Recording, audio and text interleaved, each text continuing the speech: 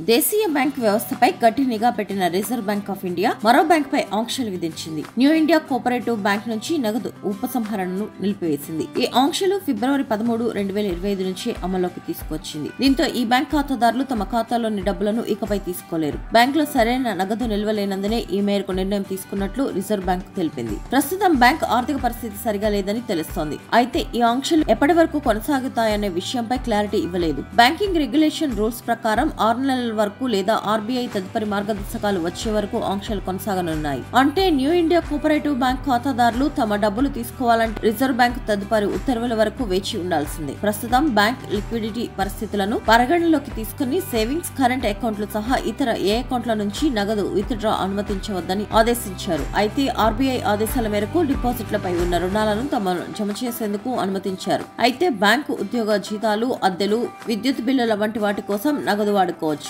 అని reserve bank of India తన ఆదేశాల్లో తెలిపింది. బ్యాంకులపై ఇలాంటి ఆంక్షలు విధించడం ఇదే తొలిసారి కాదు. గతంలోనూ పీఎంసీ బ్యాంక్, ఎస్ బ్యాంక్ వంటి ప్రముఖ బ్యాంకులపైన నగదు ఉపసంహరణపై ఆంక్షలు విధించింది. అయితే బ్యాంకుల పనితీరు మెరుగుపడిన తర్వాత ఆంక్షలు ఎత్తివేసింది. అయితే ఇలాంటి పరిస్థితి ఎదురైనప్పుడు బ్యాంకు ఖాతాదారులు ఏం చేయాలి? ఖాతాలో ఉన్న డబ్బులు నష్టపోవాల్సిందేనా? బ్యాంకు నిపుణులు ఏమంటున్నారో తెలుసుకుందాం. బ్యాంకు దివాలా తీసినప్పుడు ఖాతాదారుల డబ్బులు భద్రమేనని చెప్పవచ్చు. Deposit insurance credit guarantee corporation ద్వారా 5 లక్షల రూపాయల వరకు బీమా కవరేజ్ ఉంటుంది. అంటే బ్యాంకు ఖాతాలో 5 లక్షల లోపు నగదు ఉన్న వారికి పూర్తి డబ్బులు ఆర్బీఐ చెల్లిస్తుంది. ఆపై ఉంటే మాత్రం నష్టపోవాల్సి వస్తుందని బ్యాంకు నిపుణులు చెబుతున్నారు. అలాగే డిపాజిట్, దానిపై వచ్చే వడ్డీ మొత్తం 5 లక్షలు మాత్రమే చెల్లిస్తారు. ఎక్కువ వచ్చిన వడ్డీ సైతం కోల్పోవాల్సి వస్తుందని చెబుతున్నారు. దాదాపు బ్యాంకుల్లో ఎక్కువ శాతం మంది ఉన్న డిపాజిటర్లే ఉంటారని, ఈ కోఆపరేటివ్ బ్యాంక్ లో 90% పైగా ఖాతాదారులకు తమ డబ్బులు మొత్తం తిరిగి వస్తాయంటున్నారు.